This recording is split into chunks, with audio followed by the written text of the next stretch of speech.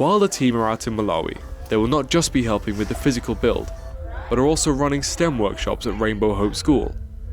This is a great opportunity for the students to learn from the international team and gives them a good foundation for their work in the lab. Today we've got a few things going on. There's a workshop going on in one of the classrooms there with some of the girls. We've got some painting of desks and chairs, a group over here working on interior, and then later on I'm going to do a first aid workshop as well. It was a STEM build workshop, so we gave them different roles. So one of them was an engineer, one of them was a project manager, one of them was a builder, and it was to explain to them the different stages of going from design to construction in a project. And it's been incredible. I've been really shocked at how passionate they are.